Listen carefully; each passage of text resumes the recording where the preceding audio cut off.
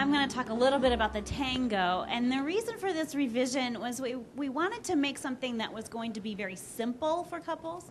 We found that Sherrod Miller's awareness wheel is an excellent intervention, but it takes an extensive amount of time for couples to learn it. And this approach is a brief approach, generally 5 to 10 sessions. And so you don't have 5 sessions to devote to a wheel typically. So we're trying to make it simple, and across the years in the marital therapy class, kind of revised it here and there until we got down to the tango.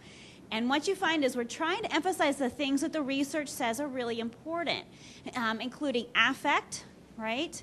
We have the affect in 2 points, particularly the how things affected me with the A, and also the nurturing statement, which is getting an attachment thing going with them as well. So we're trying to pay attention to the emotion-focused literature and take it to make something very simple that will work for them. So what you find in the tango is a communication skill thing for them, right? And actually it's pretty cool because the real tango has 5 steps to it also, right? People go 1, 2, 3, 4, 5, right? Stepping back for the woman and then over. So you can actually teach them the tango step if you want to, right? That could be kind of fun. For some couples, they might like that. Other ones think it's just kooky, and you got to fit to your couple. But what they're going to be doing is the speaker is the TAN, and the listener is the GO. Right? These are inspired by Sherrod Miller, and also a little bit by the PrEP program's approach as well. Has some inspiration here. And so the T is just to say what happened, directly and briefly. Briefly being very important. For some couples, what they need to learn how to do is to say what's going on in their mind and in their heart in a very brief way. I got upset when you didn't cook dinner when you said you would, or whatever. Not 10 minutes of why they're upset and all the details and the history and all of that. Then how it affected me, feelings. You might need to pull out that feeling chart for some couples on this, right? Because some people, their feeling vocabulary is good and bad. And that's what they've got going for them. So for some couples, you might have a nice little adjunctive feeling chart hanging on. And then a nurturing statement. And this was kind of a fortuitous thing that also came across with a couple where it was just not going well. We were doing a kind of classic communication thing going on. And I said, just stop. Just say something nice to each other. Right? Just say something nice to each other. All right?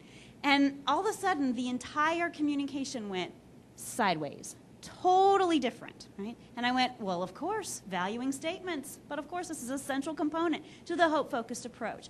So for some couples, this is hard for them to do if they're in a really protracted, difficult issue.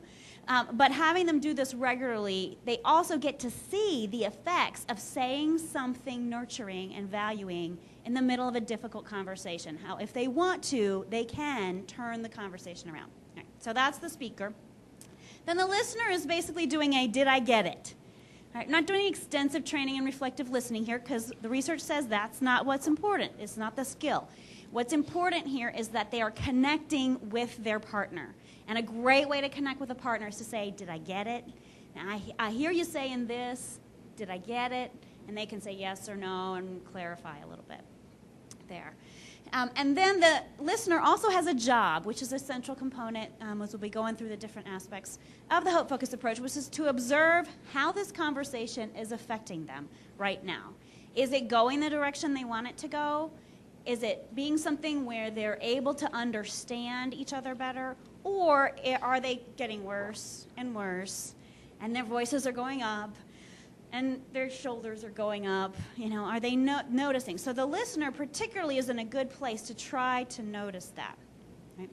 Now, following Sherrod Miller's approach, we actually have couples stand up, and there's research to support this, that actually physically engaging in the intervention makes a difference. So we have them stand up and stand on things to do TANGO. Okay?